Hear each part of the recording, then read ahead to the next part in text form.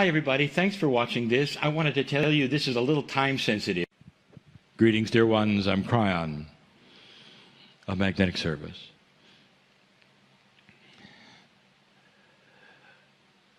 You are facing a beautiful, beautiful energy and don't know it. In order to get from dark to light, there are transitions. And the transitional thing you would know from learning anywhere on the planet is that the transition can be difficult. Especially when you go from a darker energy to a lighter one. There are those who will fight to the death in order to keep light away. It's a way of life. It's a way of control. And it's the only way they have ever known or seen. But dear ones, after the transition, a transition that will take only as long as you say it will, free choice on the planet will determine the time of the transition. You're in it. You've just begun it. But there'll come a time, literally, when you can say, the sun has come out. Light has won. And it won't be that the entire planet is enlightened at all. Instead, what you're going to have, and we've spoken of this before, is a planet which thinks differently. A paradigm of existence that's more based on the logic of what an old soul would know and not on what television will tell you. It is a new paradigm based upon the concepts of a changing human nature. And it's going to look a lot different. What would the practical life of an old soul look for a day? What would it look like for a day? How would it be different than what you do now, just for a day? So I want to give you a short example. We often use the character woe. Woe is not a man or a woman. In this story, it can be either. We're going to call woe a he, but he really is a woe man.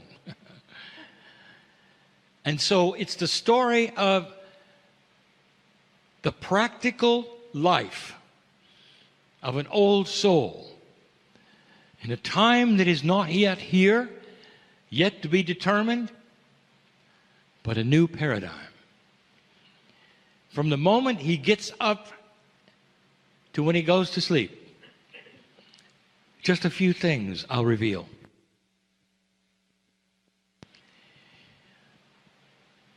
It has to start, dear ones, with you understanding that this individual, this human, this old soul in the future has a completely different paradigm of existence than you have today.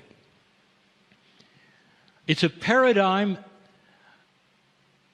that is literally one that changes the relationship he has to everything. Everything. The relationship to God, the relationship to you, to earth. And so it's going to be a tough call for you to understand everything I'm going to give you. But I want you to listen to the story just for a moment. And as I tell it, every once in a while I'll say, stop.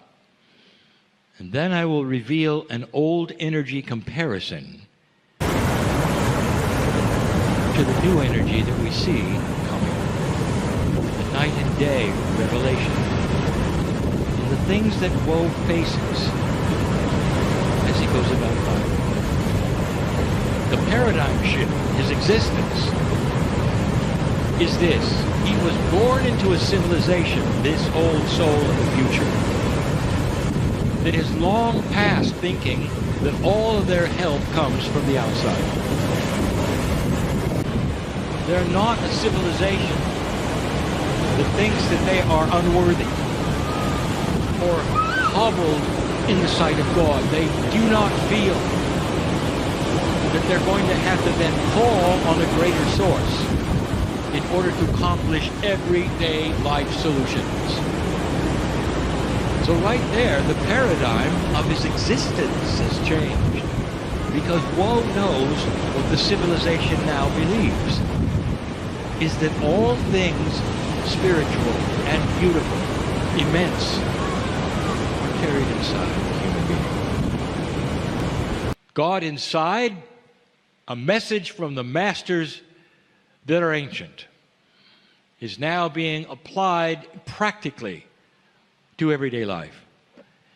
And so there isn't a scamper to find help that there is today with you, with an older kind of energy in a civilization that is still thinking that all good things emanate from something that is not human. So I want you to think about that for a moment, because that's how woe approaches his day. Stop. Do you really think that this will ever occur? That humanity would ever get to a place to be convinced that they did not have to get help from an outside source?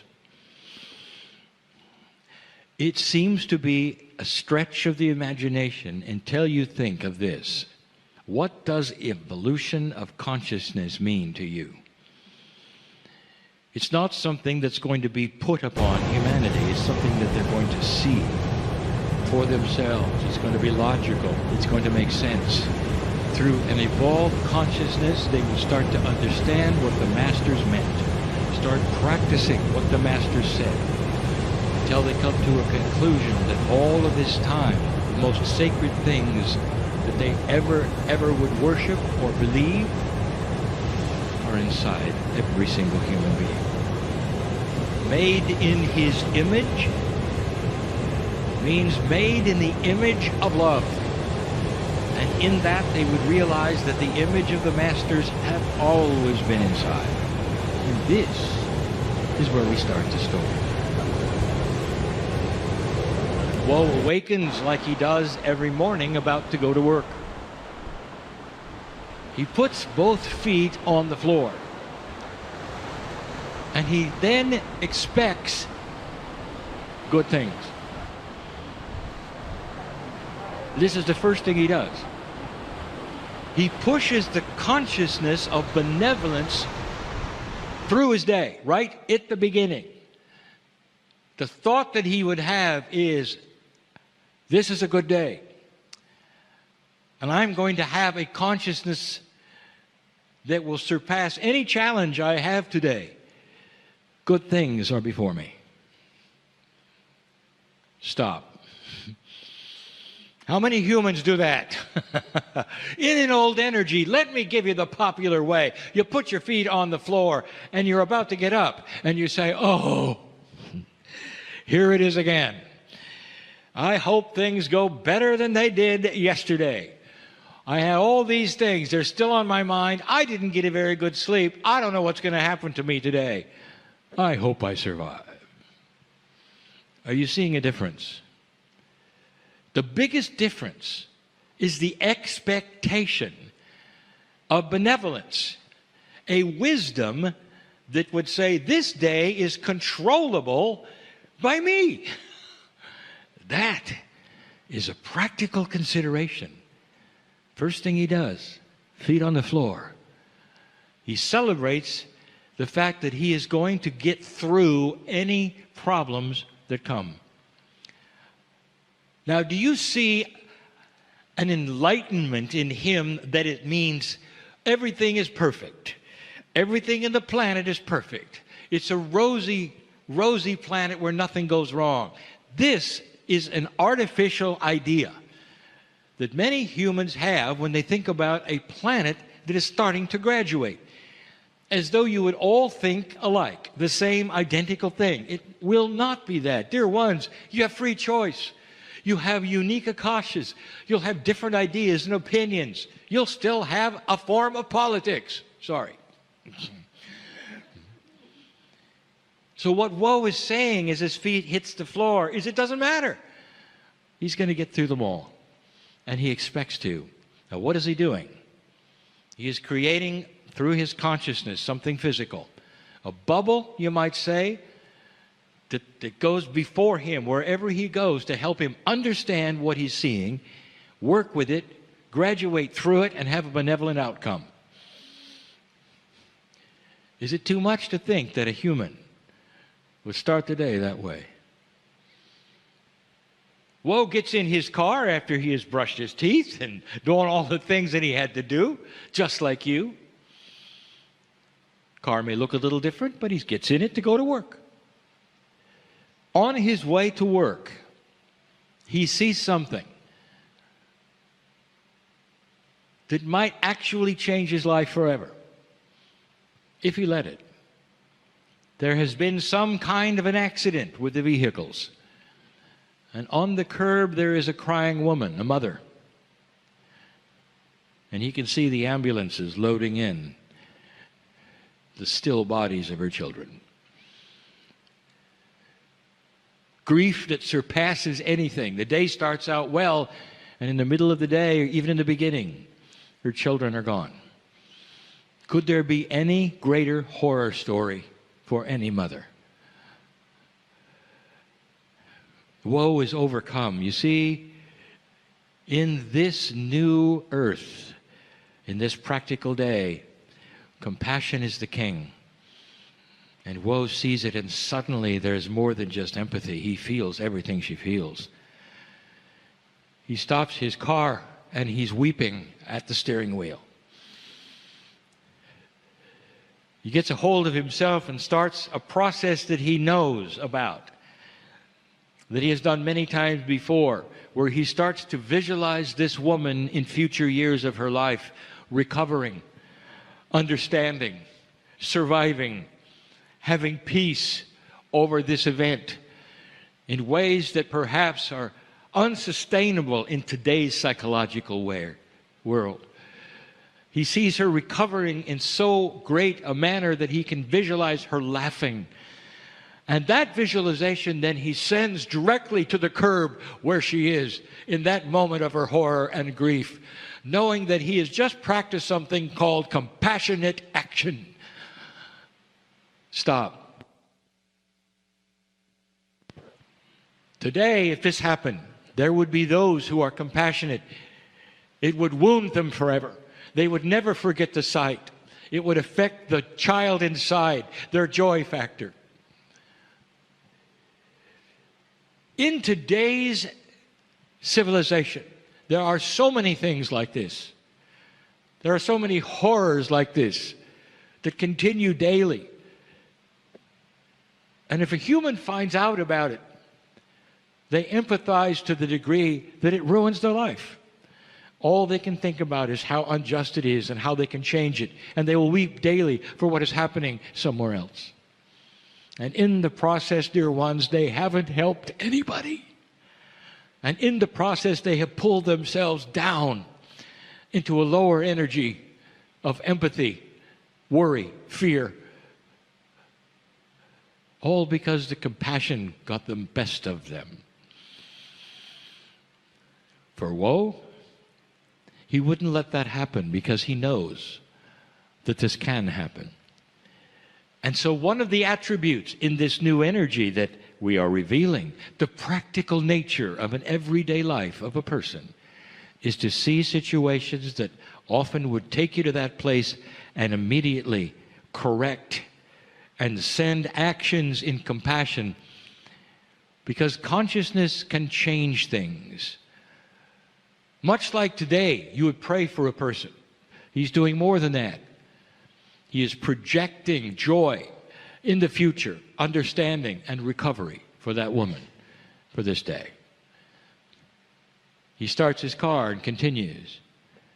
He stops his weeping and instead he starts smiling because he can see it actually happening in his mind. There'll come a day when she'll laugh again. There'll come a day when she'll recover. Not today, not tomorrow, not next month, not next year. But a time when all of these things will be all right in a way that she can understand. And he participates in that humanness of her even though she's remaining on the curb. He gets to work, having a nice day, indeed, doing his work, and he's called into the office. And what happens next is not specific. I will generalize it, and it can be one of many scenarios, all of which you'll recognize. Whoa, you're late again. Whoa, there's been a problem over here with one of your clients. Well, you're going to have to work on the weekend because this didn't work out well. Well, we're not going to promote you this time, just like last time. Whoa this, whoa that. Well, we're considering eliminating your position. Whoa leaves the office, and for a moment, just for a moment, he is flooded with an old energy called worry and fear. What would he do without this job? How would he tell his wife what has just happened? What does it mean to him? Is it as simple as having to work overtime that he didn't plan? Or is it more than that? And in an instant, he reframes everything that happened. And he realizes this is the beginning of a shift, of a change that will be benevolent, but he doesn't know how, and he doesn't know why, and he doesn't know the timing. And he starts to smile, because it is the beginning of a shift that will be as he knows it will be, good for woe, benevolent for woe. Stop. What do humans do next, usually? If it were today, worry the whole day, worry the whole night, worry the next month. Tell all your friends so they can worry also with you. This is called drama. And whatever happens, happens, but the drama continues and it continues. It also builds a bridge of darkness between the employer and woe. What's going to be next? What can happen? They don't appreciate me. I'm not worthy. None of those things were on woe's mind. But he had to convert it in about 4 seconds from an old energy to a thought which was way above the consciousness of today, where you'd actually flip into a scenario that says, maybe I don't belong here. Maybe this is a sign. Maybe something is going to happen that is beautiful. I can hardly wait.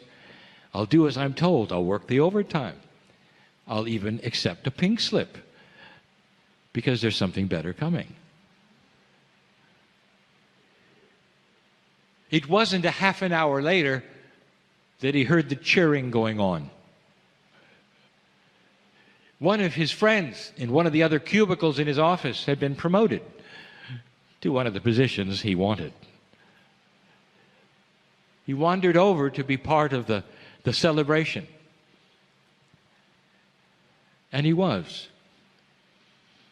And he meant it. He was so pleased that a friend of his was succeeding. So pleased that that friend got a raise. So pleased. Stop. Do I have to say it? In an older energy, there is so much of self. So much of projection. Why not me?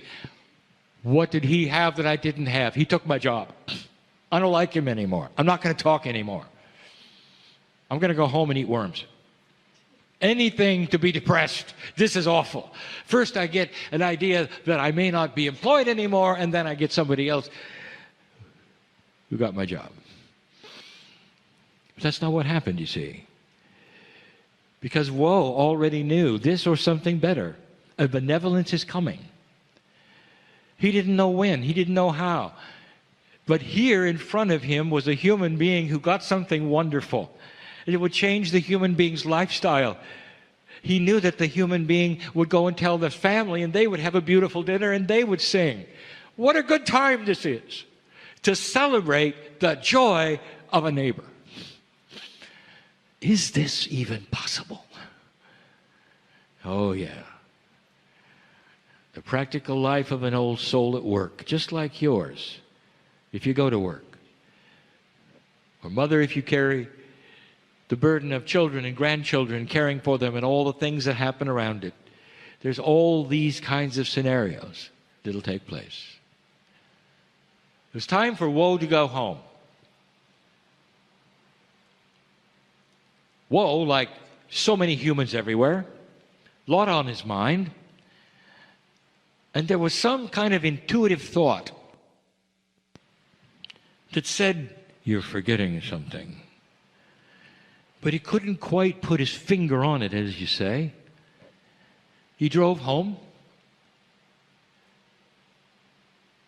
Now, Woe's home was beautiful. Beautiful family, thought much like he did. But there were a few things that Woe knew that had to be a certain way. His wife was a wonderful cook, and dinner was served at a certain time. He had to be there. No being late. He made the mistake early in the marriage of being late, and he only did it one time. She deserved him to be there to enjoy what she had prepared and worked on for at least an hour and a half or two before he got there. The family would be waiting. Woe was on time, just like always, about to pull into the house, and then his intuition gave him the message. Woe, this is your anniversary.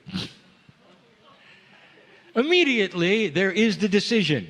Do I run to the flower shop, get the flowers, get the card, and come back and be late for dinner? Which is better? Being late for dinner or not having the flowers?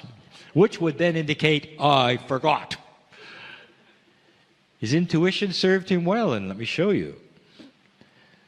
He made a quick stop, not to the flower shop, but to the stall he remembered was on the corner, not too far away.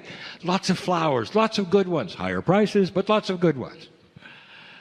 They even had little stickers like cards. Of course, they were electronic, but that's then and that was now. Purchased the flowers. Came back as fast as he could, but it took 15 minutes. Now he was 15 minutes late. He didn't know what would happen, but at least he had the flowers. He could walk in and say, "Happy anniversary, honey. Sorry I'm late." And he did. But something else happened. You see, when he walked into the door, all of his friends were there. It was a happy anniversary party, you see, and he had the flowers right there. Dinner wasn't late because there was no dinner. There was a party. He was not in trouble, but he would have been without the flowers, if you get the point. What happened? Stop. Woe paused for a moment and listened to the intuition. A higher part of him which knew beyond what he knew, what was going on in the house, what the reactions would be, what was the best thing to do with information he did not have, and he listened, and he trusted, and he went there to get the flowers. An older energy, dear ones, would have the human being clueless, making a 50% chance of right or wrong decision. Not understanding that there is a higher innate part of yourself that knows so much more than you. That there is the higher self above you who knew there was a party in the room. Listening to the intuition was common. Woe used it every day as a staple, who to call, how to say the things he had to say to the clients he needed to talk to. It was his way of life, and Woe knew it worked. He had done it yet again. The party was over. His wife said, "Thank you so much for those flowers. Didn't we have a great time?" Of course, Woe didn't say, "Well, there's another story." He just said, "Of course, I love you." Woe was about to go to sleep. His feet were on the floor. And before he lifted them into bed, he said, "Thank you, Spirit. Thank you, Creator. Thank all the cells of my body for youthing. Thank you for the disease that was chased away today because I didn't get into worry and fear and drama. Thanks to the inner child that I can smile now. I am not worried about my job. You see, this or something better. Good night, sweetheart.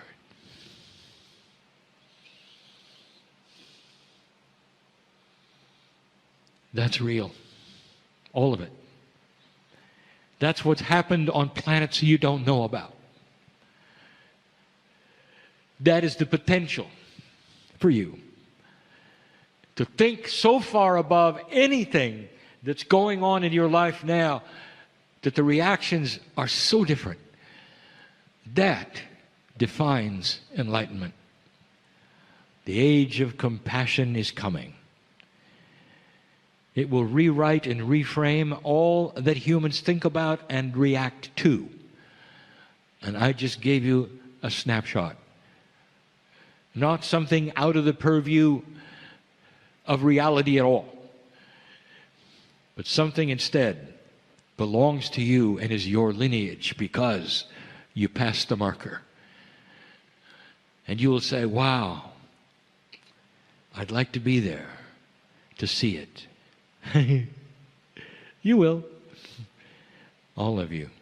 All of you. And so it is. Hi, everybody. Thanks for watching this. I wanted to tell you this is a little time sensitive. Greetings, dear ones. I am Kryon of Magnetic Service. My partner steps aside, as he must for a channel like this to be given. He knows what this is like and has done it many times. He's in a place, if you wish to call it that. And he is listening like you are listening. He has distractions, however, that are not the ones you have, and he's spoken of that before. He is not talking now. And again we say, that perception must be clean for you to cognize what is being said. I speak of things that are beyond his knowledge. And I talk about the real energy of this planet that is physical right now. We have spoken of physics many times. We're not going to today. But we're going to talk about physical, three-dimensional things that are affecting you through an interdimensional source that is changing that which you know. We have said now for years that this change was coming. The prophecies have been clear in their own vague way that the consciousness of the planet itself was going to shift. That the planet would become softer. And that things unexpected would happen. We even told you there's a wild card coming. And that you're going to get more of them. And they may feature things, inventions you didn't expect, actions you didn't expect, benevolence you didn't expect. Softer energy is coming to you. And that is very sweet, and many have said, that's a good prediction, a wonderful prophecy. I want to tell you what's really happening.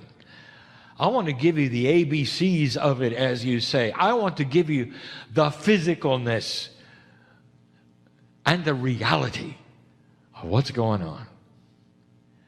Some of this will appear to you as a review, but it isn't. It's a consolidation of many little pieces that I've given you before to show you what is going on today. The subject is DNA. DNA is not simply a chemical molecule in your body. It is a multi-dimensional piece of divinity. The very molecule that you call DNA is all over the galaxy, dear ones. It is life. It is the way life forms. It is the patterning. It is the geometry of life everywhere. And you're going to see this. Well understood by many, not so well by some. And it's changing. It can only change through physics. You are not receiving any chemical changes from the universe. It's all through physics. I'll review 26 years ago when I came in. I told my partner to write in his first book, and he did, that the magnetic grid of the earth is shifting. And it did. It had to. Because the magnetic grid of the planet is related to, intertwined with, the physics of human consciousness. As goes the grid, goes human consciousness. And it has been approximately the same through your lifetimes. And now it moves a lot. It moved so that it could be positioned to receive something that is now receiving. Think of it as moving the furniture so that you can better view something you didn't know was viewable. And so you're reposturing the grid for something coming to it that it's going to end up being called an evolutionary energy. And it's physical. It's really physical. Months ago and years before that, we told you that your planet is going into a place, if you want to call it that, in space that it never has been in before. This is not esoteric. Ask an astronomer. Is the solar system coming out of a protective bubble into a new kind of radiation or energy or whatever you can call it that you haven't seen before? Is it possible that your solar system is losing a protective sheath that it's always had because of where it was?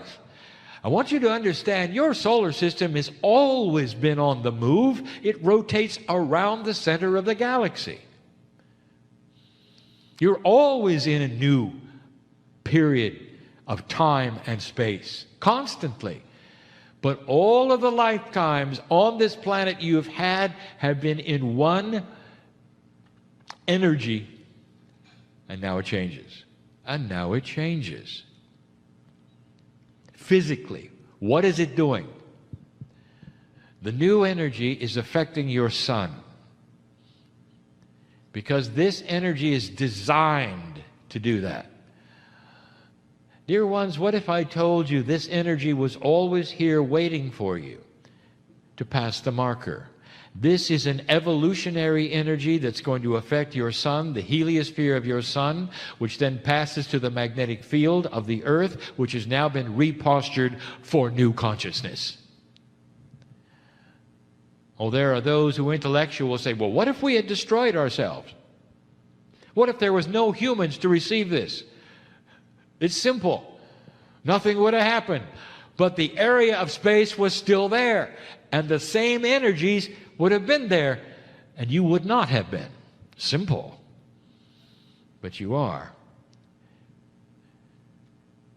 And so the prophecy itself from the indigenous is being fulfilled a great deal by the new energy that are in space. They affect your sun. The heliosphere of your sun changes. Now, the sun had to be quiet for this. I want you to ask an astronomer about the sun and the cycles of the sun. And I want you to ask the astronomer, what period of radiance is the sun in at the moment? And the astronomer will say, well, it appears to be one of the quietest times the sun has ever seen. Solar flares and sunspots are disturbances in the multidimensional field that surrounds the heliosphere of the sun. We wanted it as quiet as possible, and this was timed for that. The sun is quiet. It's affecting your weather. We told you that. Due to its quietness, you're in a cycle of weather that we also predicted that has a lot to do with the energy that's coming. That's physical. Ask an astronomer. They're worried about it, some of them. Others are not. It is affecting you. Now you know why the magnetic grid was changed, when it was changed, and why. That's physical. Now, a bit more esoteric, at the same time this is happening, we gave you the information of the nodes and the nulls. Is it possible that the Pleiadians themselves, having been there at the beginning and knowing about this change, this marker, the ones that actually helped with the prophecies, they actually were the ones that influenced the Mayan calendar, of course, through intuition, would know about this time. The nodes and the nulls are fast-track engines that are affecting the grids of the planet. Consciousness. The grids of the planet affect consciousness. Crystalline, remembrance, magnetic, consciousness that is soft or hard. The Gaia grids, all of them are being tempered, fast-tracked, fed, if you want to say, by the nodes and the nulls. This is information, if you haven't heard about it before, is easy to find.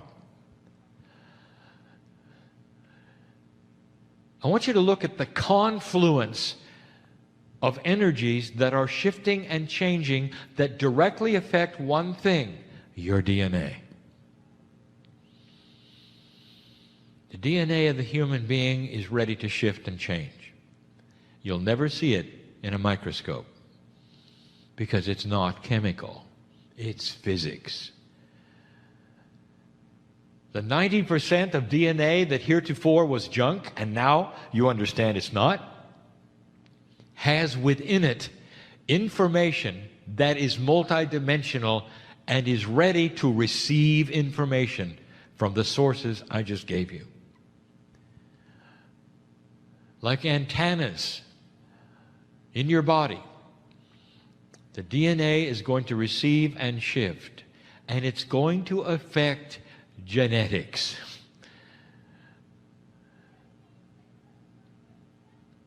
Mothers receive it first, pass it to your children. Mothers, you don't even know you got it, and you're passing it to your kids. There is what you would call perhaps an agreement in biology that it would be passed in a new way to the newborns. And the newborns are the ones that would then wake up with the change. And they are. I'm going to talk about Genesis cells in a moment because this is important that you know what they are. And it will be perhaps new information or maybe not. It's a Kryon term, not a medical term. There may be medical terms similar. This is different. The baby comes into the planet, and what is going on is you're in a new place in space. You have the nodes and the nulls feeding into the grid new information, and the paradigm of consciousness is different for them than for you. Things start working better. Intuitive self, the barrier between innate and consciousness, all of these things start to improve. The barrier starts to become less. Be ready for children that have intuition about what's wrong with them. And if they tell you something's wrong, take them to the doctor. Don't tell them it's your imagination, honey, or it'll be okay later. Do you hear that? There are those listening to this right now who need to hear that because their children are looking at them and saying this. I feel funny. Something's wrong. Moms for years used to raising children are used to a paradigm in the old energy. And the paradigm has a certain kind of health template. It's changed. The kids are waking up to being intuitive about their own health. The bridge isn't built yet to innate, but it is close, and they're feeling something, and innate is talking to them for the first time. You didn't get it. They do. Listen to them. The akash of the child is starting to become clearer. These children are going to tell you so many things about who they've been and what they've done. Church, get ready for it. If you're a parent and you're listening to this now, the worst thing you can do is suppress it. The best thing you can do is to tell the child the absolute truth. The absolute truth. I believe you. There are those who won't.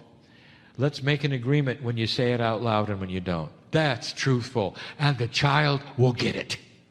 The child will get it. And it won't disturb things that you don't want disturbed. And the child will know it because it has an ally called a parent who believes it 100%. These are instructions for kids in the new age. It's going to get even stronger. The children they have will surprise them on how much better certain things work.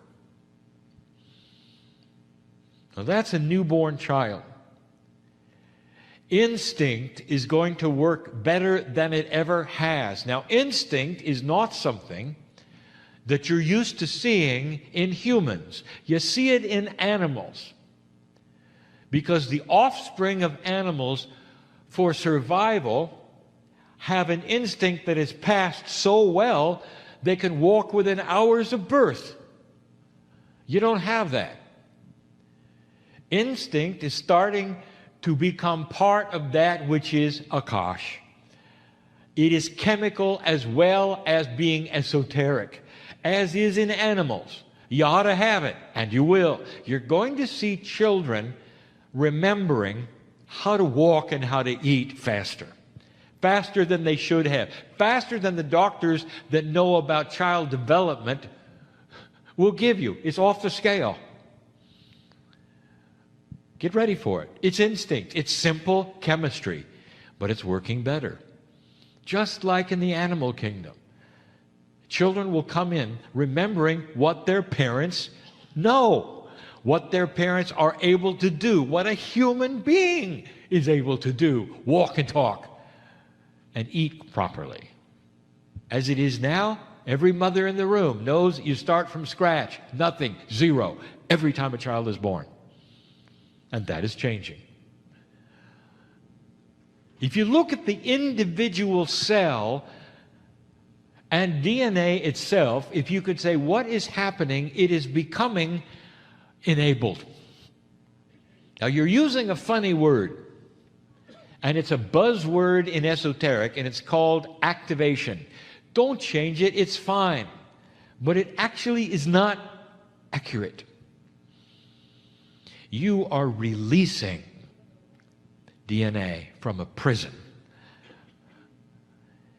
If you have somebody who is crippled in a chair, now this is going to mean something to those of you who are here, not to those who are listening later, because there's been an example on the screen.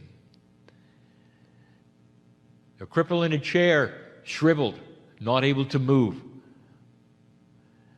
And suddenly they are released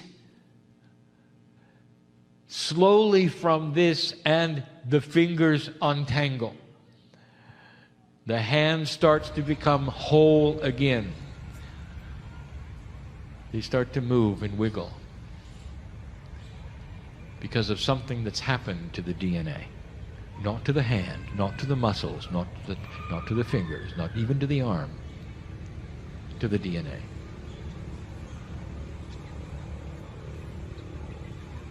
It's a release. I want you to hold this vision.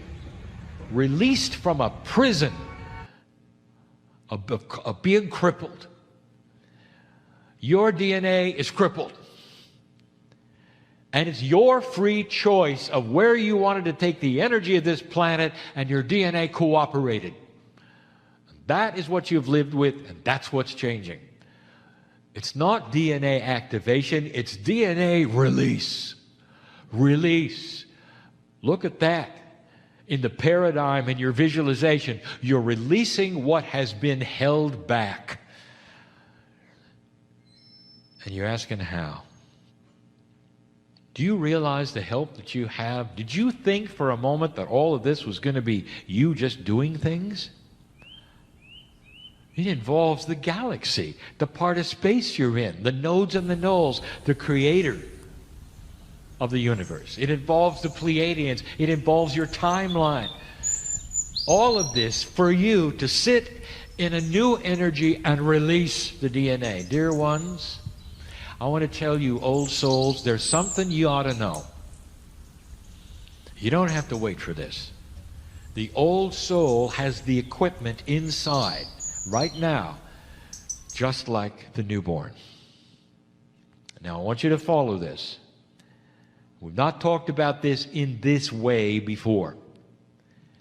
Your DNA is filled with information and templates. Now, we are calling them templates, which are patterns and paradigms of life. And they are templates which you have only received partially.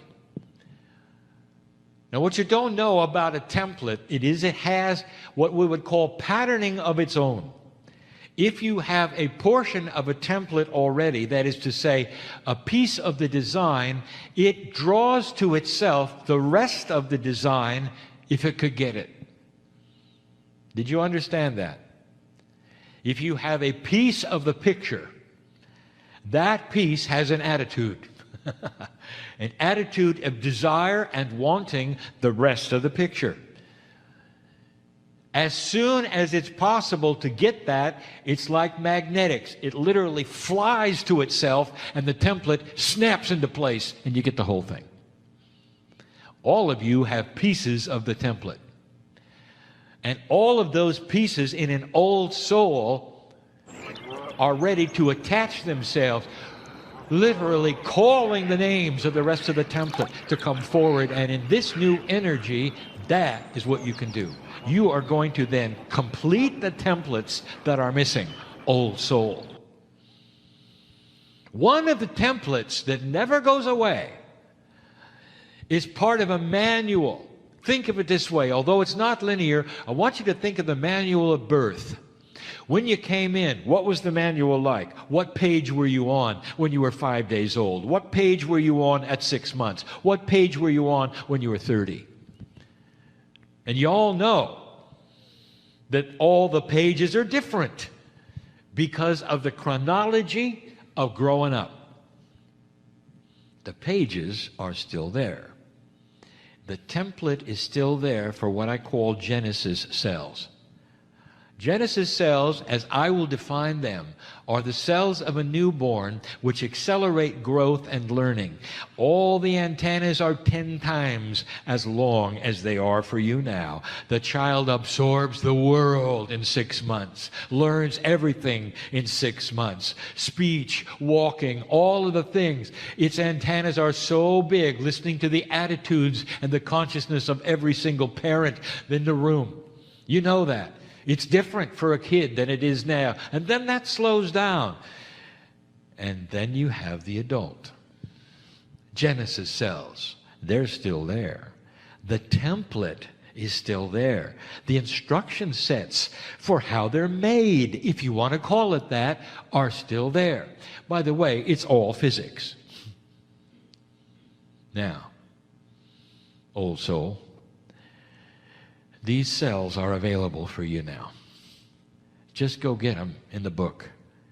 You do it with affirmations, you do it with consciousness, you do it with meditation. However you communicate with innate, it's ready to activate the Genesis cells. And what that means to you is fast-track growth to enlightenment. To any situation you have, whether it's healing,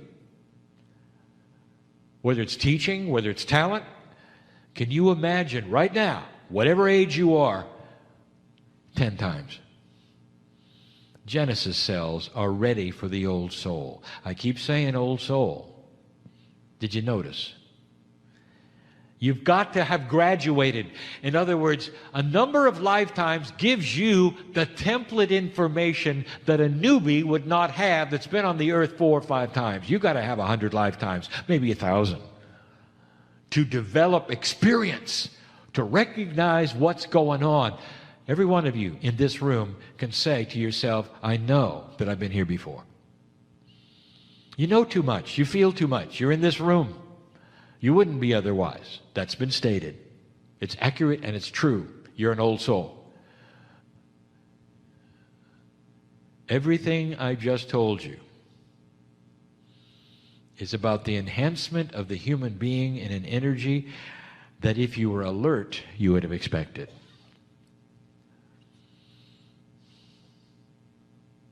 What does an enhanced old soul look like?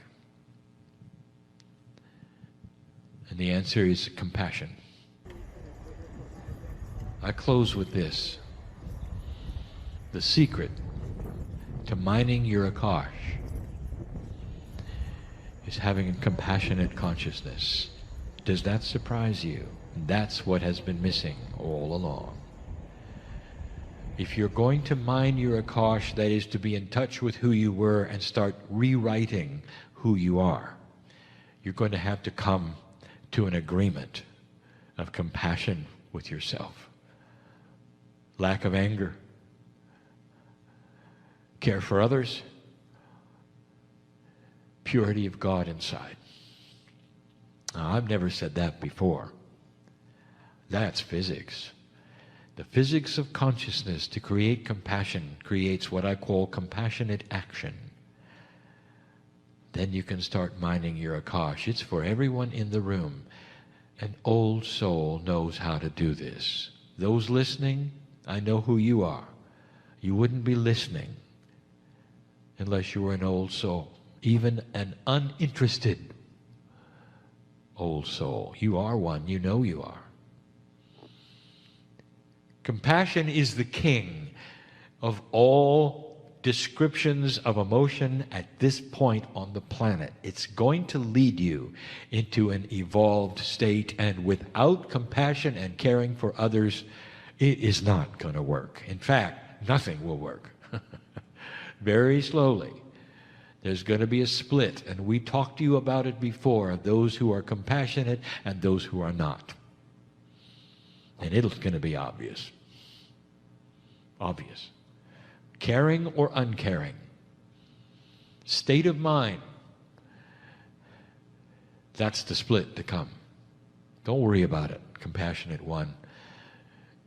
When you take the attributes of the Master, light surrounds you.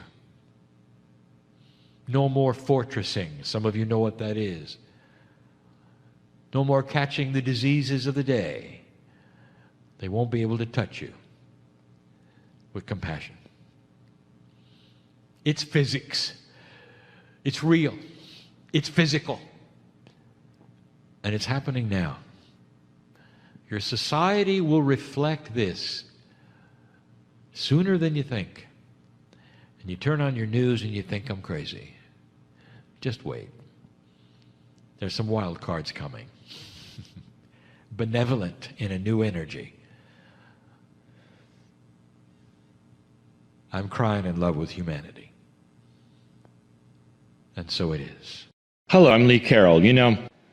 With that being said, let's do a short meditation to prepare ourselves to receive the message from Kryon. And it's as simple as this.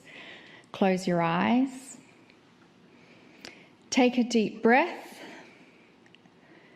and focus on the area of your heart. Your heart has emotional intelligence, and your heart knows what you wish to do, which is to relax, find the center of your being. The center of your being is always in a state of peace. Being peace, tranquil, and calm is your natural state of being. And this meditation is to remind you of that natural state of being that is innately yours. And as we connect with our center, we feel the eternal peace because it's connected with our eternal soul. And in gratitude and love,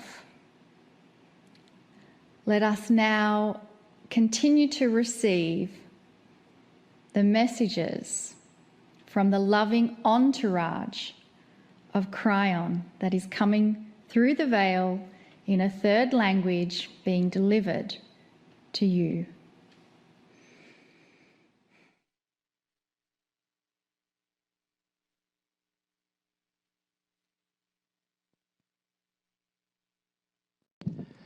Greetings, dear ones. I am Kryon of Magnetic Service. Each time that my partner brings me to this place, in this, which is a place where many observe, it's different. This is a healing program. And yet it's also a platform to discuss so much that is magnificent about the human being. And so you're going to hear a various array, you might say, of subjects, but they're all going to center on you. We've spoken about the times that you're in. And that will play into this channel a little bit. Because you wonder, is all of this random? This being your existence here, the systems that put you here, past lives, if you believe that? And coming to this planet at this time to experience this, there are many who would say, well, it's too bad I had to be this time, without understanding. This is an appointment you made. You wouldn't have had it any other way. It brings up the whole question of how much control you have over what happens to you. And I don't mean here, because we have discussed that many times, dear ones. We've discussed a reality that you have that is indeed one that you choose, one that you direct. We have told you many, many times that how your consciousness sees the world is how the world becomes for you. This is very difficult for many who say, I see.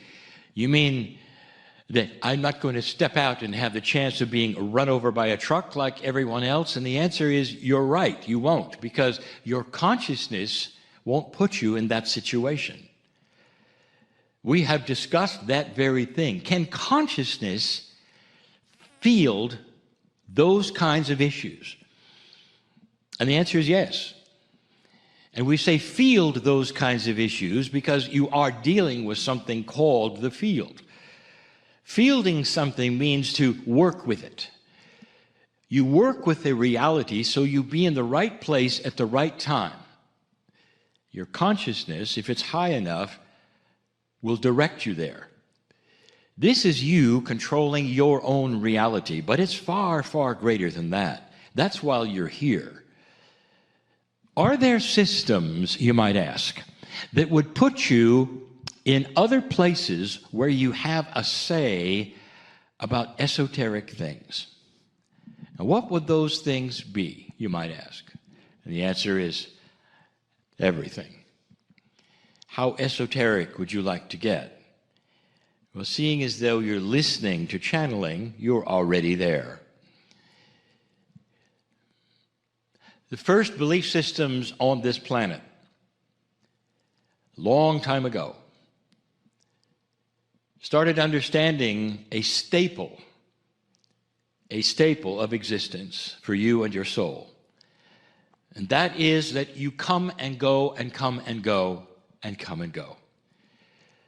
The soul that you have is eternal, but many of your belief systems today that are supposed to be modern have decided that that soul is somehow linear. It shows up when you're born, and it goes somewhere else when you die, and it goes from A to B, and that's it. Not understanding that that soul of yours has no beginning. It has no end. Because you see, the soul is part of that which is the creative source. It's part of God. So in that there is a system, and that system is past lives and future lives.